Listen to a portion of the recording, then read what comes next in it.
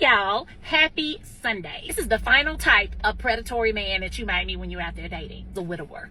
I got my church lady hat on since I'm talking about widowers and talking about women who have gone to the upper room with Jesus.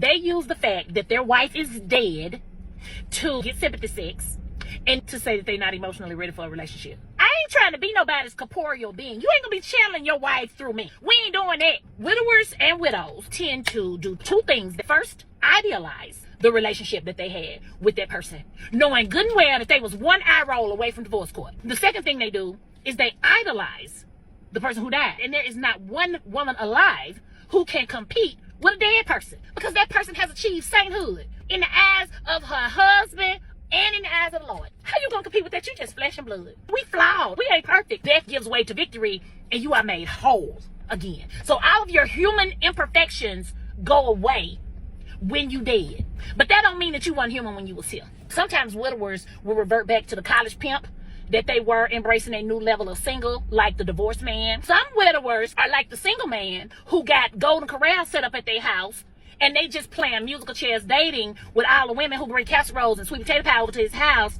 to console him. Those are the predatory type. Some men are genuinely heartbroken because their wife has died. Some men are genuinely not ready for a relationship. Some men are not ready for sex, but that don't mean they ain't gonna take it from you if you give it to them. Take the time to make sure that this widower is not trying to get what he can get from you and use you to fill the voids that were left by his wife that can't be filled by anybody who is living on this earth. Because the person who filled those shoes is no longer with us, and he's gonna compare you to her. He gonna make you feel bad if you don't measure up. Be very, very careful when dealing with widowers, because you can get your heart broken.